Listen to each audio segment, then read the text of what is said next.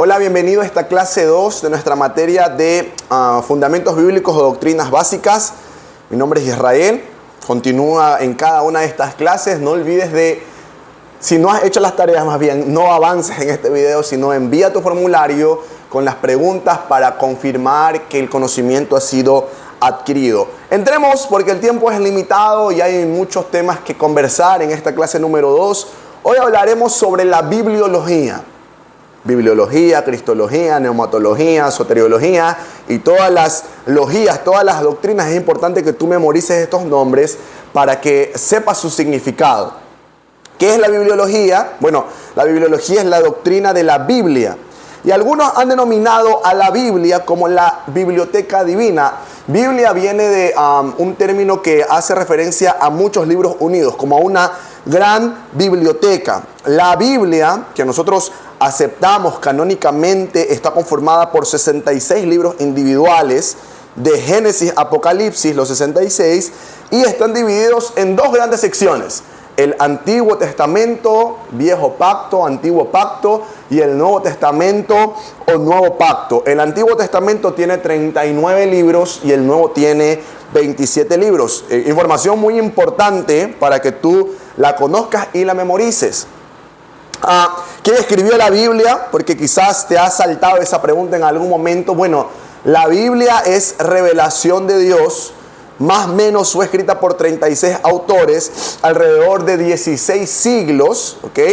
Pero lo más importante es que aquellos hombres siempre escribieron bajo la dirección e inspiración del Espíritu Santo de Dios. Por eso nosotros decimos que la Biblia es un libro inspirado por Dios. Cada uno escribía basados en sus propias singularidades como personas, pero todos guiados y todos sin anular su característica principal. Quizás en el Nuevo Testamento es un poco más evidente. Los evangelios, aunque narran muchas historias, tienen diferentes escritos, diferentes palabras, diferentes términos, porque fueron escritos cada uno imponiendo su propia marca en cada uno de estos libros. Por eso le decimos inspirados. Hablando también de sobre quién la escribió, esto es un libro que fue entregado a los hombres, y aunque ya lo dijimos en la clase anterior, es la única revelación escrita que Dios ha dado a los seres humanos.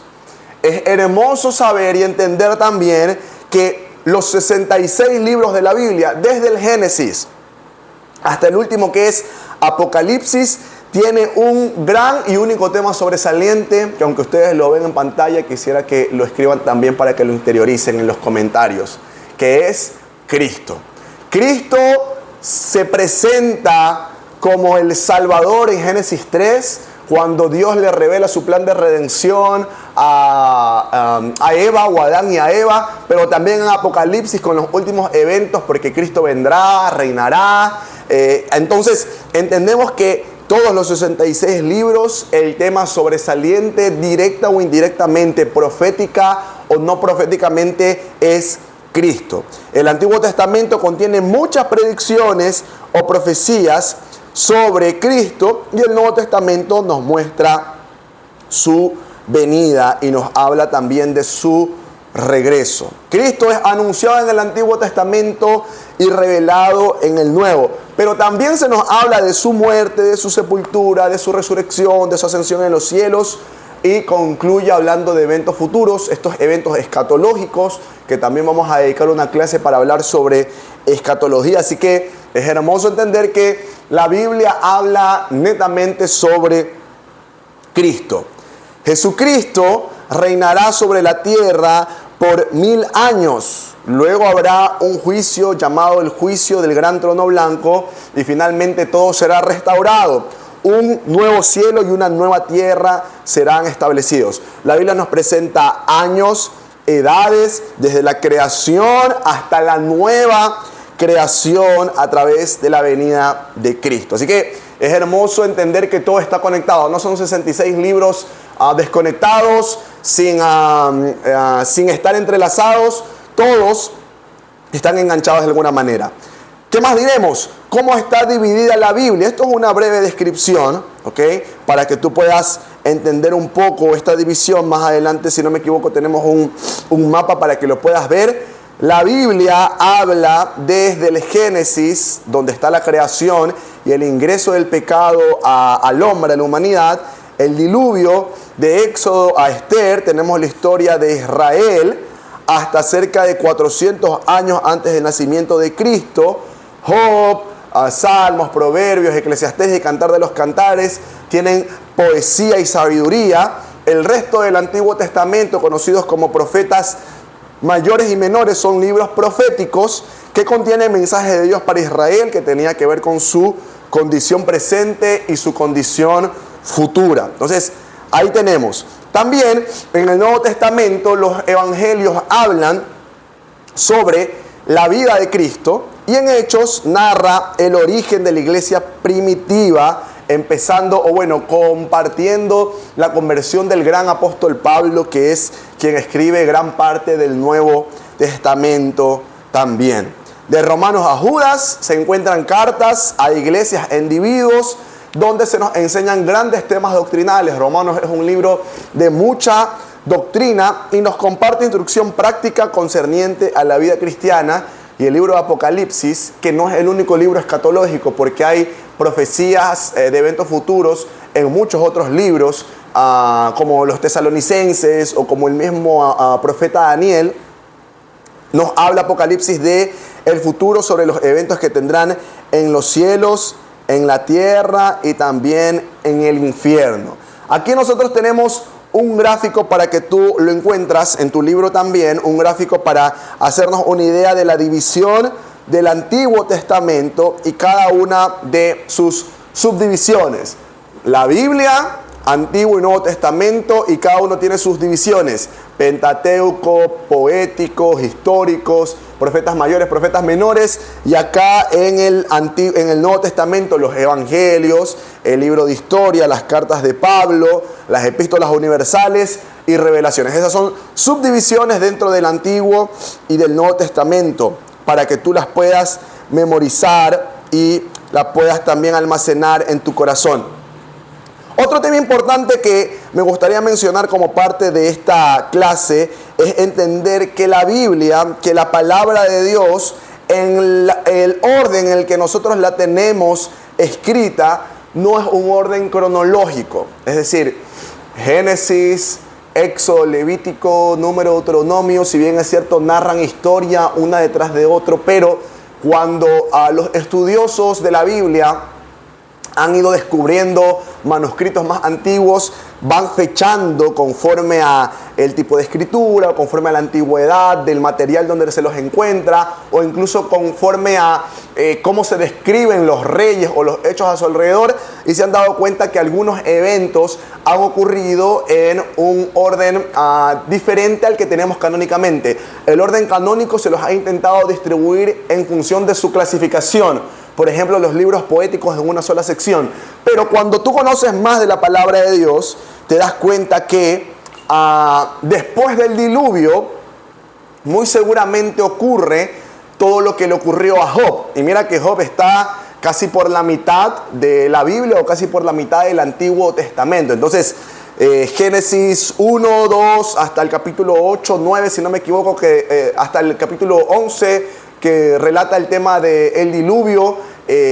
Hasta ese momento, si lo hiciéramos cronológicamente, incluiríamos el libro de Job y asimismo también muchos otros eventos. Yo algo que le digo a los estudiantes de Biblia que tengo la oportunidad de compartir enseñanza es: cuando tengas algo de recursos o si quieres ahorrar para hacerte una buena compra, una compra noble, anda a una librería cristiana y cómprate una Biblia cronológica. Porque usualmente las Biblias cronológicas ubican los hechos tal cual como son, o aplicaciones como la aplicación de la Biblia, YouVersion, porque ahí tú puedes encontrar planes de lectura donde se lee la Biblia de manera en las que sucedieron los eventos y te vas a dar cuenta de lo que te estoy hablando. Y asimismo con los profetas mayores y menores, Oseas, Joel, ellos estarían como que metiditos entre primera y segunda de Samuel, en Saúl, David, Salomón o la división del reino, en fin. Lo que quiero decirte es que mucho de lo que nosotros tenemos como tema doctrinal,